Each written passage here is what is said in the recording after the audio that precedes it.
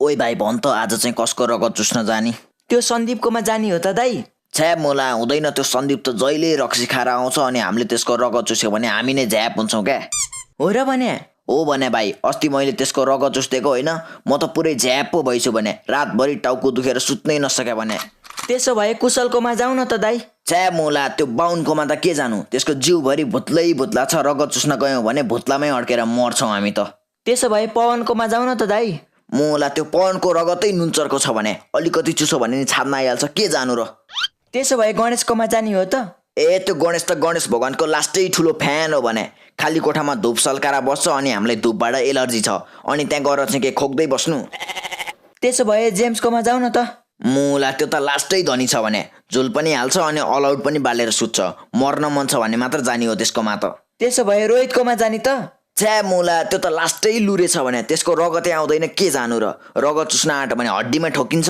निरजकोमा जाउँ न त। त्यसको रगत त लास्ट खल्लो छ, हुँदैन। विक्रमकोमा? त्यो मुला विक्रम त रातभरि पाप्दै बस्छ, त्यसको घरमा गयौँ भने त हामी नै गनाएर मरिहाल्छौँ नि। सजिनकोमा जाउँ न त। त्यो मुला त झन् रातभरि टोलै थर्किने गरी कराउँछ, त्यसको घरमा गयौँ भने त हाम्रै कानबाट रगत आउँछ। हे दाइ तपाईँ नै भन्नु न त कसकोमा जाने? मलाई थाहा नभएर त तँलाई सोधे नि भाइ।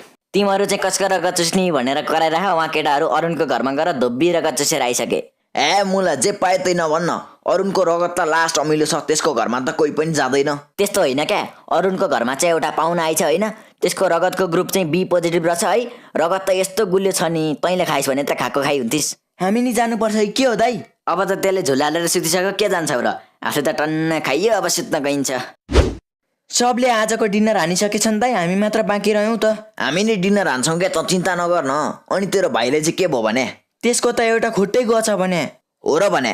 हो भने दाइ, अस्ति बाजा बजाउँदै रुपेशको घरमा गछ, रुपेशले त्यसलाई देखिहालेछ अनि ताली पड्काएर मार्न आँट्दाखेरि त्यसको खुट्टामै परेछ अनि खुट्टा गइहाल्यो नि। खुट्टा मात्र परो, जिउ परेन चाहिँ भन्न, जिउ परे भए त त्यहीँ मरिहाल्थ्यो नि।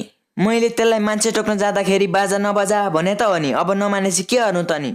ल यो कुरा छोड्दे, अनि तैँले कतिजना मान्छेलाई अहिलेसम्म डेङ्गु सारिस भन् त?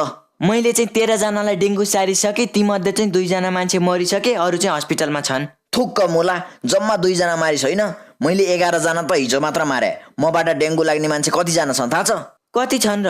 515 जना मान्छे छन्, अझै कति मर्ने हुन् थाहा छैन। दाइ तपाईँ जन्मिया नि 4 दिन भइसक्यो, अब त बिहे गर्ने बेला भयो त। हिजो म बिहे गर्नु पर्यो भनेर त्यो खैरे लामखुट्टेको छोरी माग्न गएको होइन, त्यसको छोरी त कुकुरको रगत चुसेर पो बसेर रहेछ भने। आमै हो र दाइ? हो भने भाइ, त्यस्तो कुकुरको रगत चुस्ने नकचरीसित नि कोही बिहे गर्छ? दाइ तपाईँलाई थाहा छ एउटा नयाँ अनि राम्री लामखुट्टे आइछ नि हाम्रो इलाकामा? मुला हो र? हो भने दाइ, यस्तै च्वाख र यस्तै राम्री छ नि, ए पोजिटिभ रगत मात्र खान्छ त्यसले त। मुला धेरै बढी नबोल, तेरो भाउजू बन्छ त्यो हेर्दै जान। दाइ अनि तपाईँ हिजो सिसनको घरमा नि जानुभएको होइन? गएको त हो भाइ, तर सिसन त अस्ति बेलुका नै मिस नेपालसित मुस्ताङ घुम्न गइदिएछ भने। के गर्नु र दाइ, हामी पनि मिस लामखुट्टेसित घुम्न जाउँ भने भाग्य नै छैन।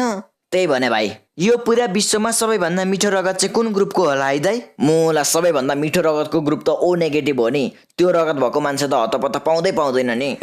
दाइ अब डिनर हान्न जाउँ न त। जान त जानी, तर कहाँ जाने चाहिँ भन्न। महानायक राजा सम्हालकोमा गइदिउँ दाइ। मुला तँलाई थाहा छैन, लामखुट्टेले राजेश दाइले टोक्यो भने लामखुट्टेलाई नै डेङ्गु लाग्छ भनेर? ए हो, त्यसो भए आफूलाई महानायिका भन्ठानीकोमा गइदिउँ न त।